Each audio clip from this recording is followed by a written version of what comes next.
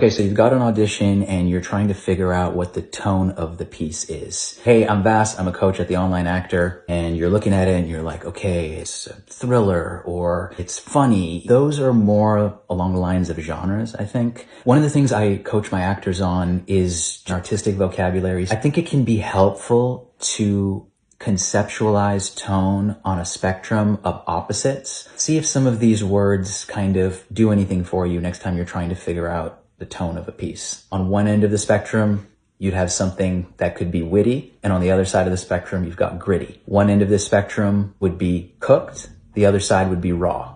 You might have a project that's heightened and another one that's grounded. Again, on a spectrum, there's a gradient, so there are shades of these. You could be towards one side or the other. You could even have a project that exhibits qualities from both ends of that spectrum. On one end, you might have realistic, the other end, you might have stylistic. One side might feel clean and the other side messy. On one end, a project might feel over-rehearsed, and on the other end, it might feel improvised. A great example might be a Disney Channel sitcom versus It's Always Sunny in Philadelphia. If we're talking witty to gritty, on one end, you might have a project like The Marvelous Mrs. Maisel. On the other side, you might have something like Succession. Gilmore Girls on the witty side and The Wire on the gritty side. I just think actors, if you can develop this vocabulary and this way of conceptualizing tone as well as other elements, you might be able to have more of an imagination when it comes to figuring out the tone of a piece,